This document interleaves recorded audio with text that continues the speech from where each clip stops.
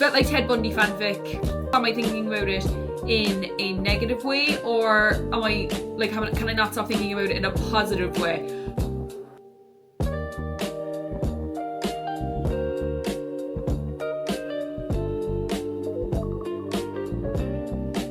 Everyone, and welcome back. Today we are doing something scary / exciting. We're going to be doing a 24-hour readathon, guys. The reason I'm coming to talk to you prior is because I have things I need to get done. It's currently 20 to 11 and I want to start at 12. And so I need to go run some errands quickly before we start. But the way I'm going to do it is I plan to try and stay up for the full 24 hours. But if I do start to feel tired or want to sleep, I will pause it and stop the timer, because your girl, as I'm currently yawning, your girl needs her sleep, and also mentally, I don't know, can I do that? Can I do 24 hours anymore? I haven't done 24 hours in a long time, but I only have like a couple of weeks left of like not having any responsibilities, so I need to take advantage and just read for 24 hours. So I'm getting ready to go out, do all the errands I need to do, so that when I come back I can just chill out and read. And it's a lovely sunny day. I might go sit out in the green in my estate. I don't want to go too far from the house because my leg is starting to really hurt the last couple of days from all the activity I'm doing between like driving and walking and stuff. So I'm basically using this 24-hour readathon to relax my leg and my Goodreads goal. I'm behind. It says I'm currently 4 books behind and I need to read 4 to get back on track. So that's the goal of the readathon, is to try and get 4 books done so I can stay on track of my goal of 100 books this year. If that doesn't happen, that's fine, but your luck. We can at least try. Now, let's move on to the books I would like to read during this readathon. So I'm currently reading Bright Young Women on my Kindle. I'm about 40% through that, so I'm hoping that I can get through this. Then I started Wild and Wrangled last night. I got to page 48, and as well, this is the last book in a series that I haven't finished, and I'd like to finish the series to tick it off. Then last night I started Tuesdays with Maury as well, and as a sociology girly, I absolutely love this so far. I was going to read it all in one sitting, but I said I would space it out a bit more because I really was enjoying it. So I'm on page 80 of that, so I'll definitely finish this because it's a nice short book. Then in terms of books I would like to read as well on top of it, I would like to read Half His Age by Jeanette McCurdy because it's a new release and I was really excited about it. And again, it's a short read. I'm taking a lot of short reads just to get through as many books as possible. And then we have How to Hide in Plain Sight by Emma Noyes. This is a book about OCD.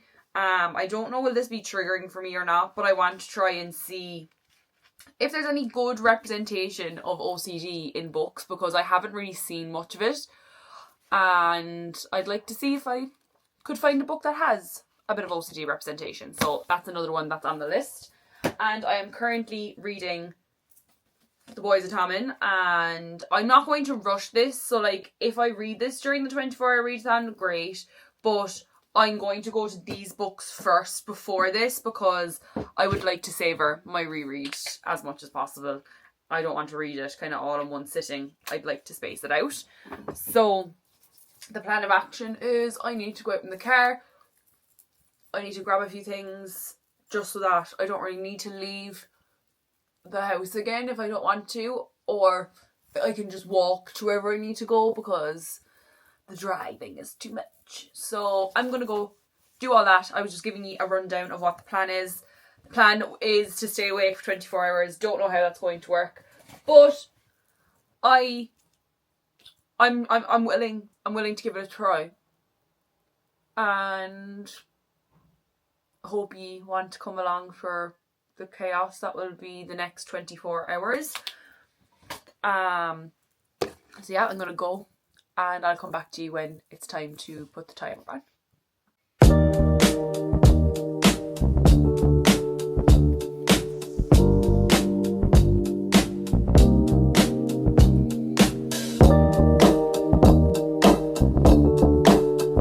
Is 3 minutes until we start the readathon. I have all my books. I went out and got my coffee and my scone, and I went and got everything I need to get shopping wise so that I don't need to go out in the car again. I might go out in the car, I'm not sure, but I'm trying to stay as close to my house as possible, so I might walk somewhere and read or something like that in the afternoon maybe, or in like an hour or two when basically when I'm done my coffee. I don't mind going because I want to enjoy my coffee sitting at home and reading, but I might go to, there's like a green across the road from my house, I might go there or somewhere just for a change of scenery. And I think the book I'm going to start with is Tuesdays with Maury, because I feel like I could finish that in like an hour and then we could like complete a book already, and that would be amazing. But I'm scared, guys. I didn't really put much prep into this or thought. It was just, I woke up and was like, you don't have that much time left of being a sit at home, nothing. So let's try and get as many books as possible. And because I'm behind on my reading goal, so I really, really do want to get 4 books done so that I could be back on track. Ideally 5, because if I got 5, then I'd be like, I'd have something in the bank at least. And like, I'm reading a lot of short books, plus there's books that I'm in the middle of, or books that like, it's not that like I'm starting 4 new books. I've already kind of started all of them. So yeah, there's that. But we have 1 minute to go and then we are starting. But yeah, we're going to start with Tuesdays with Maury and try and get that finished in the next hour, because it's like 200 pages and I have nearly 100 done already. And as a sociology girly, I'm obsessed with this. I don't know how I've never read this before, but yeah, so. And just like that, 24 hours on the go.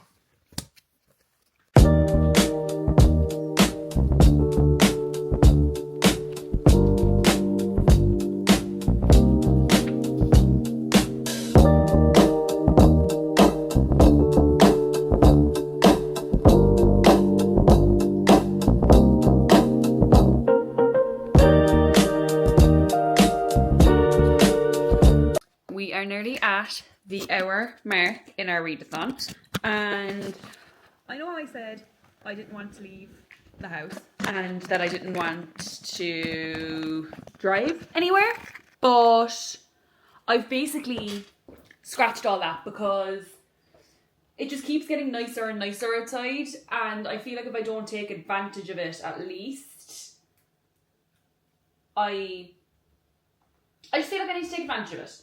So I'm going to go to a field up the road from my house. I am going to drive because it is too far to walk. So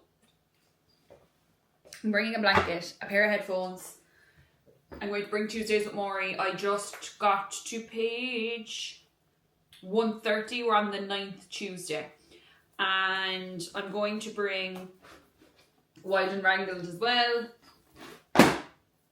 If I put it in the bag, that would be great. And I'm going to bring my Kindle. And I'm going to bring the iPad because the iPad has the timer. We're at 23 hours, 20 minutes and 30 seconds. So I'm going to lock that. And you might say, Jordan, you're not currently reading. Should you not pause it? No, I'm not pausing it for things like this. I'm only driving up the road. I'll be in the car for 5 minutes.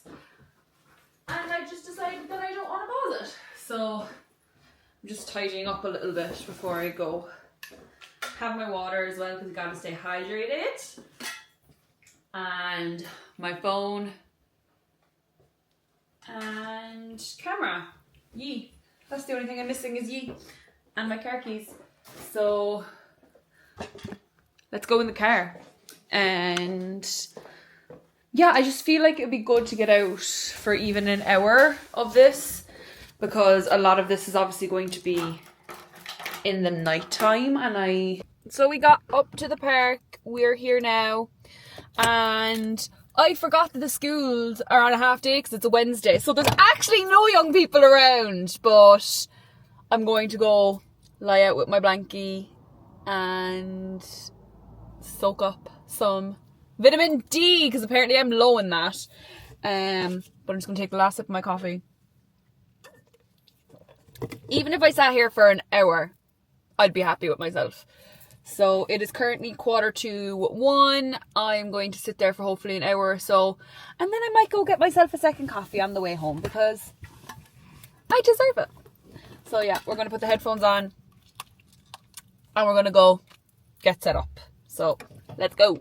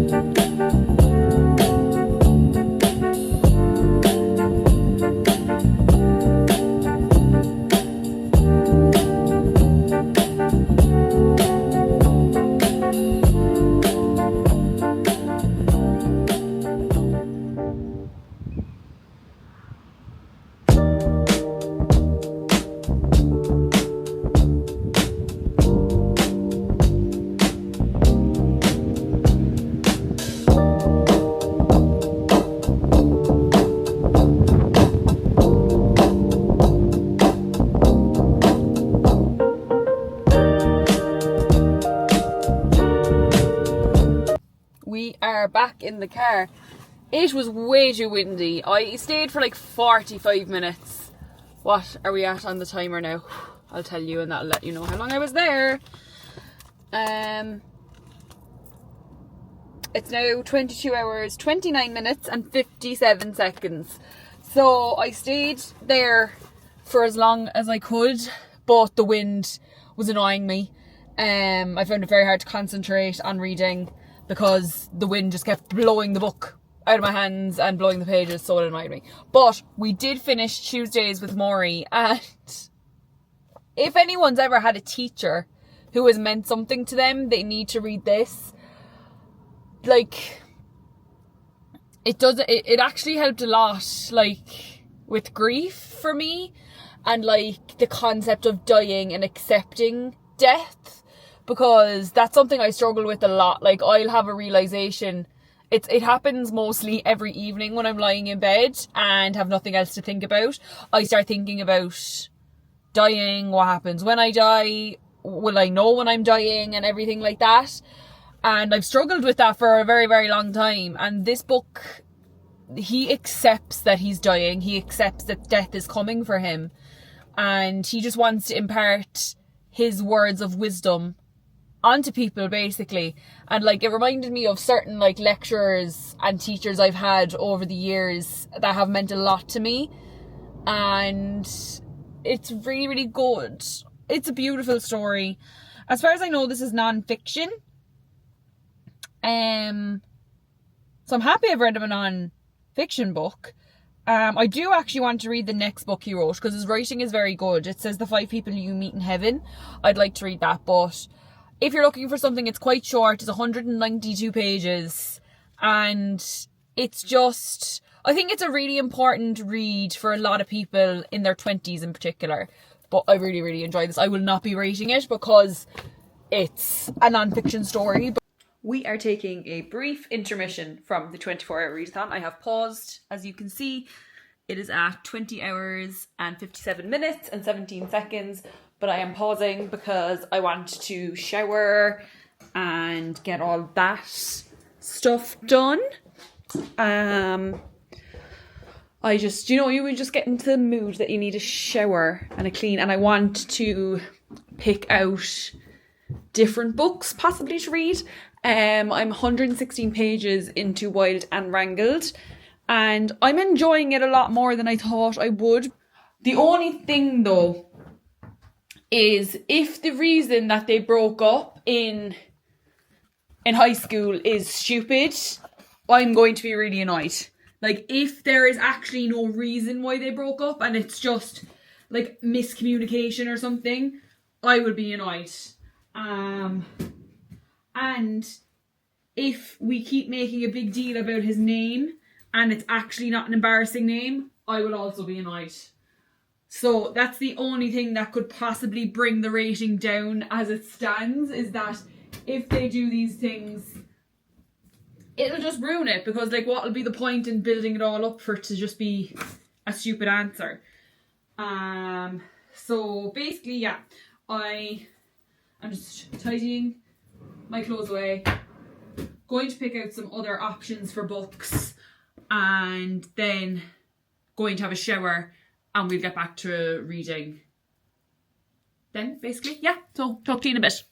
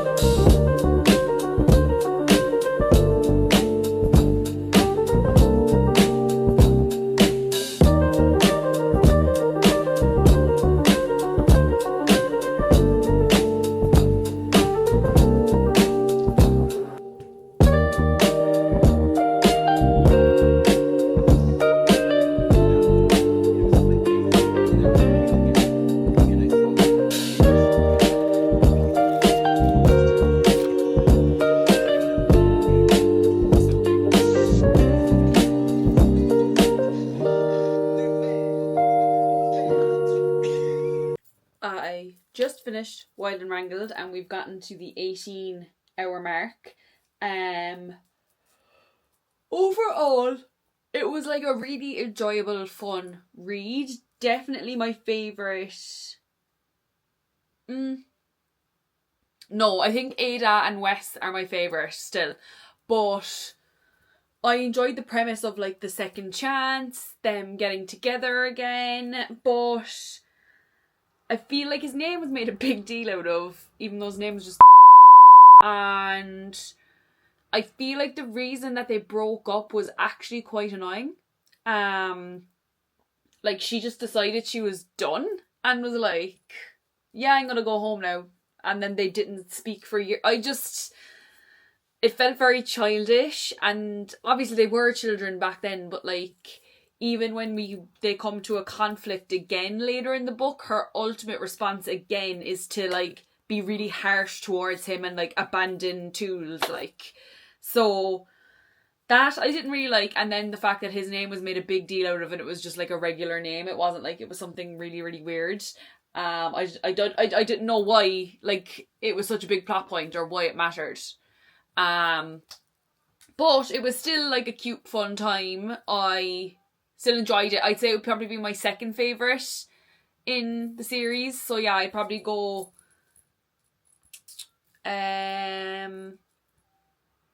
Swift and Saddled. Yeah, I'd put Swift and Saddled first, then Wild and Wrangled, then Lost and Lassoed, and then Done and Dusted. So that would be my ranking for them. But I'm going to go into Bright Young Women now. I'm going to go downstairs and make a cup of tea, and I have a scone as well, so I'm going to heat that up, and then I'm going to come up and read on my Kindle for a bit before I go into my next physical book, because the next physical one I'm going to read is Half His Age by Jeanette McCurdy, and then I'm going to post between Beg, Borrow or Steal and Broken Country on my Instagram story, and then leave that until I finish this, and then by the time I finish we should have a winner on that.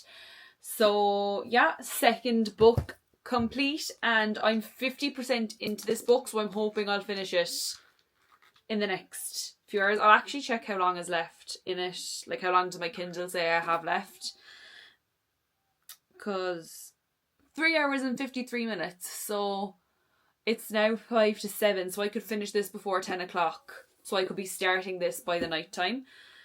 But depending, because I also have the First Lie Wins on my Kindle. That's another one that I'd started. I think I'm like 30% into that.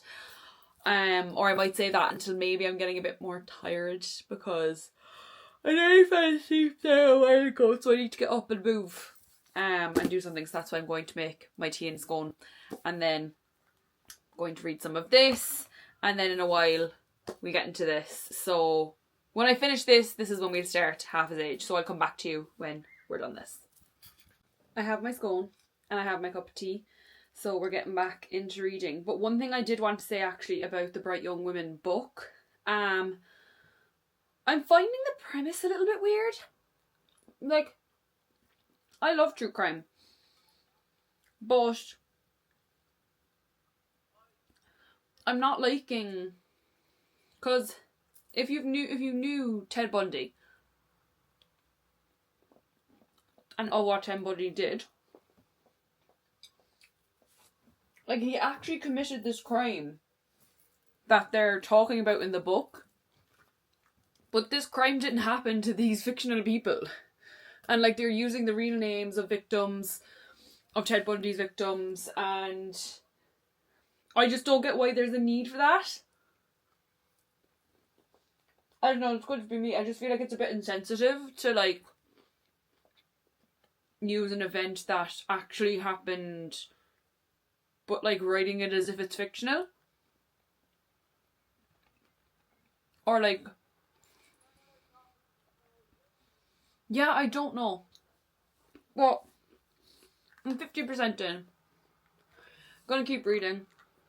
Eat my scone, have my cup of tea, and I'll come back to you when I finish. I'm like nearly 60% into Bright Young Women, and I'm just having a real issue with the fact that this author is literally writing a real story of a real serial killer that really did things, and is like adding it on as if he did more. I really don't know why we needed it to be Ted Bundy. Like, why couldn't it have just been a killer? So yeah, I'm having big issues with that, because like I'm reading it and I'm like, yeah, that's actually a victim of his. That person's actually a victim of his. Like, oh, I just don't know. It's making me a bit uneasy. But I have 3 hours and 22 minutes left of it, so I'm just going to read it. And timer check, we are at 16 hours and 56 minutes. So gonna go finish this, but it's literally like she just was like, I'm just going to write the story of Ted Bundy, but just make it as if like more happened, but make it fictional. I don't know. I really don't know. But yeah, I'm gonna go read some more.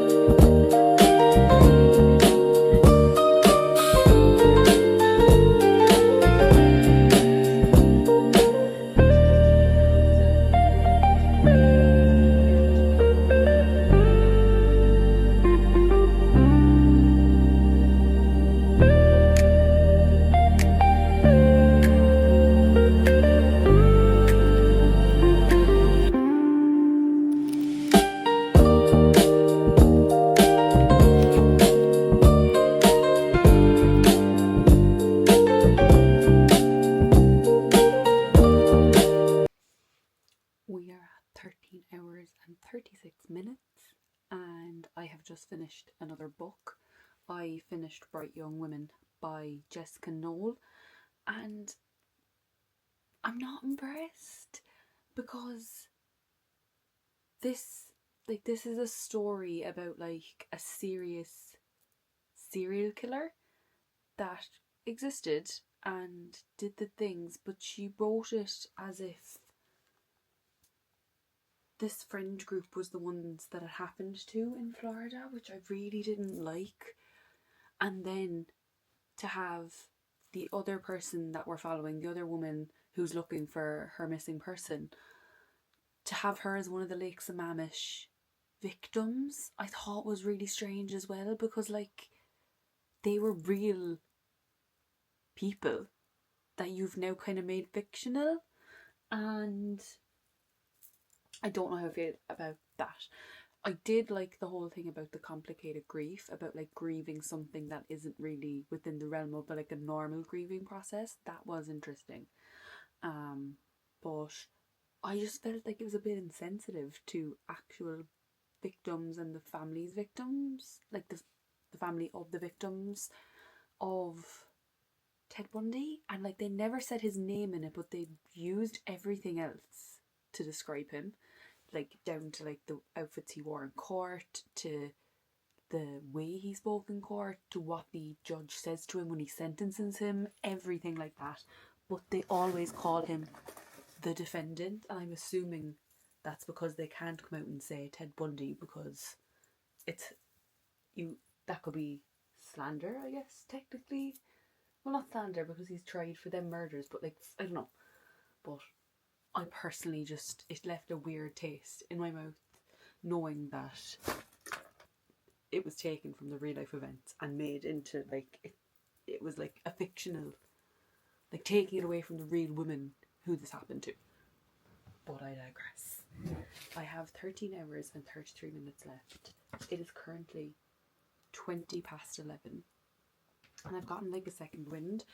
But, as I said earlier, if I get tired later, you best believe I'll be going to sleep. Because I'm too old to stay awake. So, like, I'm hoping to stay up to at least like 3 or 4 maybe. But I am nearly halfway there. And I'm buzzing. Do not mind the rollers. I just want to give myself the most volume for tomorrow. The next book on the chopping block is Half His Age by Jeanette McCurdy. So, right now, I'll read the synopsis for you. It says, Waldo is ravenous, horny, blunt, naive, wise, impulsive, lonely, angry, hurting, endlessly wanting. And the thing she wants most of all, Mr. Corgi, her creative writing teacher. Mr. Corgi with the wife and the kid and the mortgage and the bills, with the dead dreams and the atrophied looks and the growing paunch. She doesn't know why she wants him. Is it his passion, his life experience, the fact that he knows books and films that she doesn't?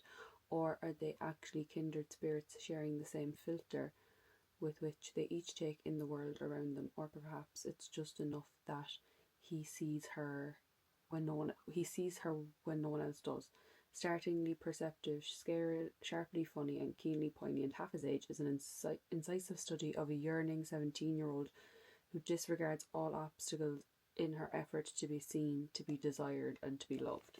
Okay, I don't know how I feel about this now, but sorry, I'm taking the dust jacket off because I will never read a hardback with a dust jacket on it. I didn't know she was 17. I don't know how you feel about like the legality side of it, but I'm interested because I feel like it's like, it's not like what happened to her, but it's like she's writing from kind of a real life experience in a different way, I guess, fictionally. Like there's still that power dynamic there's still that inappropriateness, that sexual inappropriateness. But I'm really intrigued because obviously I'm glad my mum died is phenomenal because it's her memoir, but I'm interested to see what she can do with a fiction book, to be quite honest. But I love the colour. I love this purple, is gorgeous. But this is the next book that we're going to get into.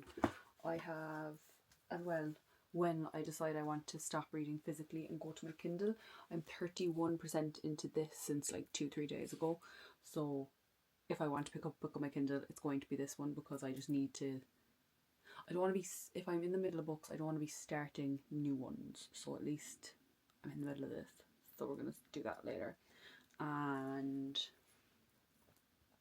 yeah, that's it. I posted, the story as well for people to pick my next read. And do you know what? Might as well do it now, because I won't be able to like come and talk on the camera much because my mum's going to bed. So there mightn't be much talking between now and the morning. It might just be clips. But so far, Beg, Borrow or Steal is winning. But we shall see. what it's at when I finish this book, or my Kindle one, whichever one. And yeah, I'm gonna stop rambling and we're gonna get into this. 2 hours later. It's nearly 3 a.m. I just finished this. What the fuck did I just read? I'm so tired. Our timer's at 10 hours and 13 minutes. So what my plan is, I'm going to turn the light off and switch to my Kindle, and I might fall asleep soon for a few hours, but I'm going to keep the timer on until I read. Like, I'm going to read on my Kindle, and then if I start to feel like I'm going to fall asleep, I'll pause the timer and then we shall resume in the morning, because I'm so tired. But we will discuss this in the morning, because I have a lot of thoughts. I don't know, are they good thoughts or bad thoughts? But I'm glad I finished another book before going to sleep. So I might update you before I fall asleep again, but probably not. So I'll talk to you in the morning.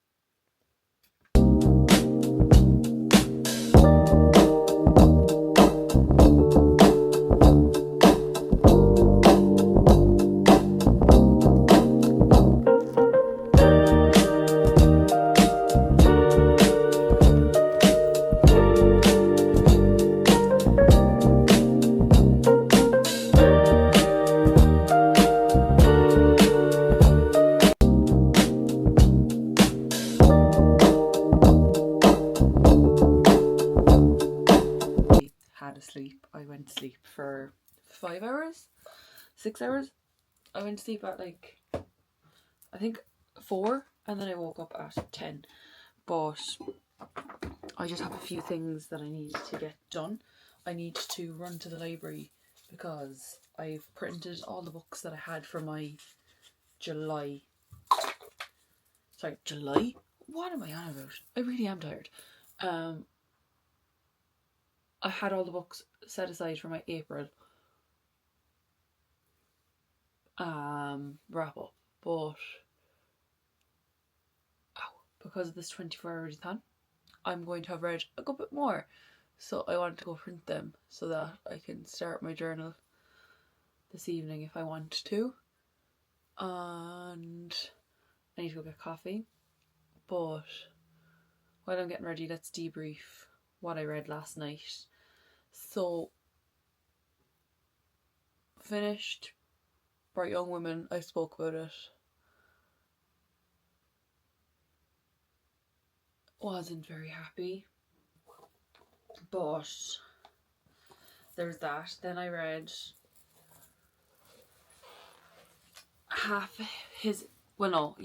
then I read Half His Age, and what the fuck was that? Very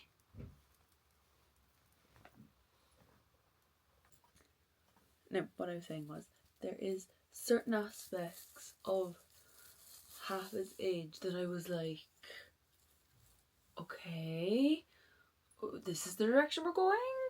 And like, when I was just reading it, I was like, holy, like, genuinely, what the fuck was I reading?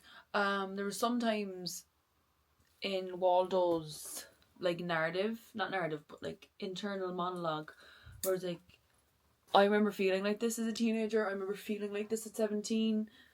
About certain things, not everything. I was just sitting there every time I changed the page. I was like, what the fuck did I just read? We paused at hour 9 last night, so I have 9 hours left, and I'm going to just restart again at 12 o'clock today, because I was going to restart at 11, but it's like more or less 11 now, and I still have to go get coffee and print these in the library.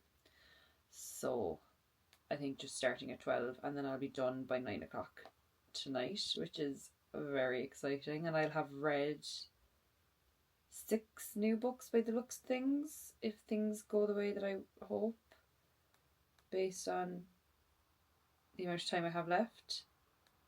I should finish this book and also hopefully start and finish another one. I'm back from getting coffee and printing off the book pics I needed to print off for my reading journal. But like, it's 20 to 12 and I'm just like, there's no point in waiting until 12. I just want to start now. My iPad is charging over here, so we're going to go over here and restart the timer, and then I'll be done at like 8:30ish tonight, 20 to 9. So we're going to go into Beg, Borrow, Steal. As far as I know, this follows Madison. No, it doesn't follow Madison. It follows Emily. And Emily hates anyone disrupting her life. Jack. I think it's that they're teachers who are always going for the same jobs and they don't / do like each other. I don't know, but we'll find out.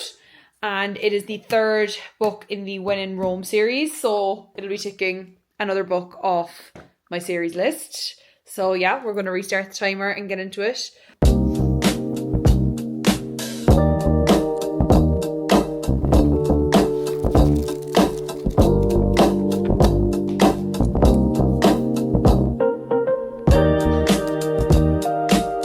Changed location. I was downstairs reading for a bit, but now I've come upstairs. I'm on to page 33, 34, and I love Jack. I love Emily. I love their personalities, and I like the dynamic between them. I didn't expect to like this book so much so far, because the When in Rome series, I liked When in Rome, obviously, and I wasn't a huge fan of Practice Makes Perfect. I liked Will. I liked their dynamic, but at the same time I was like it was just a very predictable story. But with this is also a very predictable story, but it's like forced proximity, workplace. Like, they really don't like each other, but they do. But second coffee is on the go. Hot. Ooh, that gave me shivers.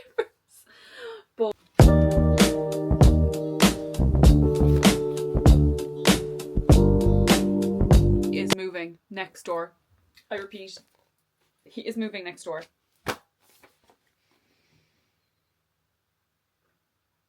I genuinely don't know how to feel. He's moving next door. I'm loving this as well. They have like emails every so often in the pages. It's like, why can she never get away from this man? She can never get away from this man. But she's not going to want to soon enough, I hope. But yeah, he's after moving next door. He lives next door to her now. So that's a nice new added element.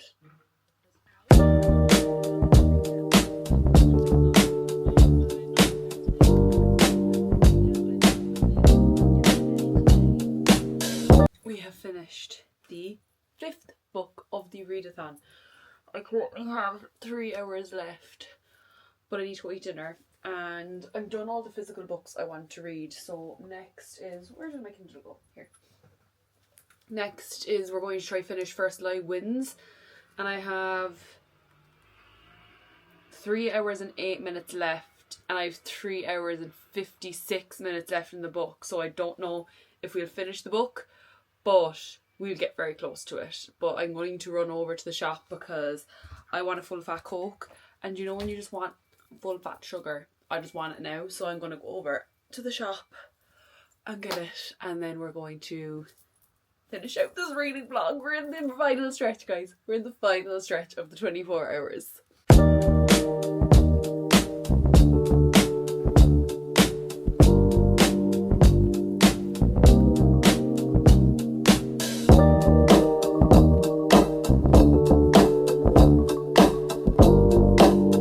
And just like that, 24 hours, finito. Let's run through the books I managed to read within the 24-hour readathon. So, we first started off with Tuesdays with Maury by Mitch Albon. This is a story of a professor and he's dying of an incurable disease, and one of his students comes back to basically be taught the last lessons that he wanted to teach, which is life. And they made this agreement going into it that they'd meet every Tuesday and that he'd take what Maury was saying and turn it into a book, but Maury never got to see the book happen, and this is the book. I think it's a really, really important read for anyone in like their 20s or anyone who like struggles with a concept or the idea of death, because I certainly do, and I found this book very, very helpful. Very beautiful story. I will not be rating it because obviously it is a non-fiction book. It's based on someone's actual life, so I will not be rating it, but overall, really, really enjoyed it. Next, we went on to Wild and Wrangled by Lila Sage. This is the 4th book in the Blue Rebel Ranch and final book in the series as far as I know. And this follows Cam and Dusty.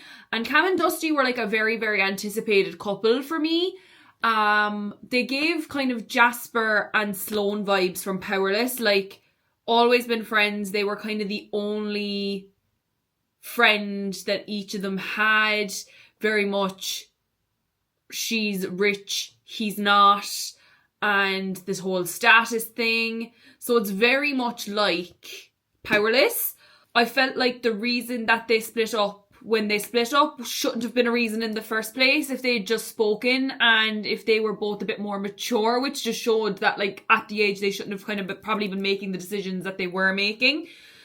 But I found Cam's response to conflict quite immature and childish, and then you see conflict arise even when they're adults and she still handles conflict the same way, and it's like, have we not learned from back then why this way of handling conflict doesn't work? But anyway, overall really enjoyed it. 3.75 stars. It was a fun, enjoyable time, and I enjoyed Cam and Dusty's story minus her communication style, and that we put so much emphasis on his name, and it's not really that big a deal. The name is not that big a deal. So yeah. Then on the Kindle I finished, that's not good if I can't remember the name of what I finished. Bright Young Women. Finished Bright Young Women. And it's by Jessica Knoll. I didn't know she was actually the author of The Luckiest Girl Alive, the movie with Mila Kunis that came out on Netflix a while back. I think, I'm not going to speak too much about it. I gave it 2 stars. I think if you want to know about Ted Bundy, then read an actual factual book about from someone who either interviewed him or has like actual factual information to give, because I just don't know what the purpose of this book was, why we needed it. Like, has there not been enough said or done about Ted Bundy over the years to not take a story that, like, happened to real people and insert yourself into it? I don't know. Felt like Ted Bundy fanfic. But, yeah, that's all I'm going to say on that. Then, went on to another read of, like, what the fuck did I just read? Half His Age by Jeanette McCurdy. I was really excited to see what Jeanette McCurdy could do with a fiction book, because obviously I'm Glad My Mom Died is her memoir and it's a biography. Whereas this is fiction. But, like, genuinely, what the fuck did I read? I went with a 4-star rating for it because I haven't stopped thinking about it since I finished it, but I don't know if I haven't stopped thinking about it in a good way or a bad way.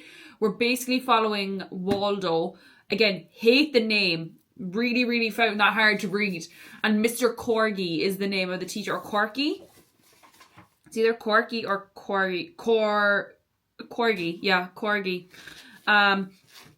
She's 17. He is a lot older. He is her creative writing teacher, and she has this kind of like obsession with him, and it forms, and I feel like that's not a very normal thing that happens in teenagers, but there definitely are students who end up having crushes on their teachers. But this went like extreme. I don't know. It reminded me of My Dark Vanessa a little bit, but a lot more crass. I don't know what to say, but like I think people are going into this thinking it's a love story, and it's definitely not that. If you're intrigued to see what Gemma Curdy does with fiction, then do give it a go, but I would check up trigger warnings before going into this because it does deal with quite a taboo type relationship. But overall, I'm very impressed with the way she managed to write it. And as I said, I don't know, am I thinking about it in a negative way, or am I, like, can I not stop thinking about it in a positive way? But either way, I cannot stop thinking about it, so take with that what you will. Then, the last book that I finished is Beg, Borrow or Steal by Sarah Adams. I actually put this off for a really long time because I think when I went into the When in Rome book, I didn't expect it to be a series, and I didn't expect it to be a 4-book series for some reason. I just thought it was going to be like a standalone, or maybe the duology of just Annie and Noah and Amelia, and then Annie and Will.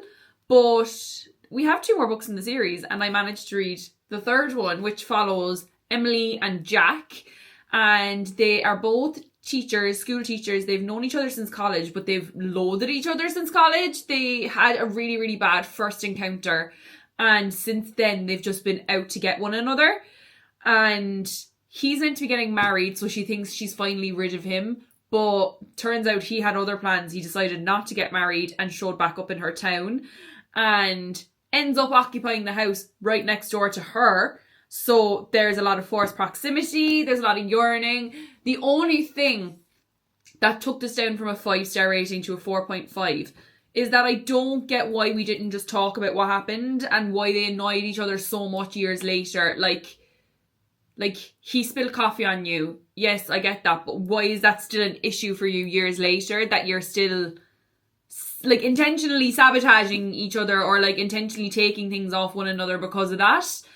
I just thought if they'd spoken about it, then there wouldn't be a need for this book. But I really enjoyed their characters. I loved Emily. I loved how like organised she was, and how like she was like oldest sibling but not the oldest sibling vibe, and feeling that like she had to manage everything and manage everyone and look after everyone. And Jack, there was a lot more under the surface to Jack than I thought, and I just loved them. I loved them. And then I got like 75% into The First Lie Wins by, I cannot remember the name of the author, but I'm very confused, and I was like pushing myself to try finish it within the 24 hours, and that just was never going to happen, so I didn't get to finish it. But I finished 5 books overall, 4 of them being physical, so I can now take 4 physical books off my TBR, and then 1 on the Kindle. So thank you for coming along for this 24-hour readathon with me. I know I didn't do the full 24 hours, but like I had 5 hours sleep in between, and I'm very impressed with the amount of books that I read. And if you want to see more videos like this, let me know. It's been like 2 years since I did my first one, so like if it's something that you guys would like to see, I will make them a more regular thing on this account. But yeah, I hope you have a great day when you're watching this, and thank you so much for coming along the chaos of a 24-hour readathon with me, and I'll see you guys in the next one.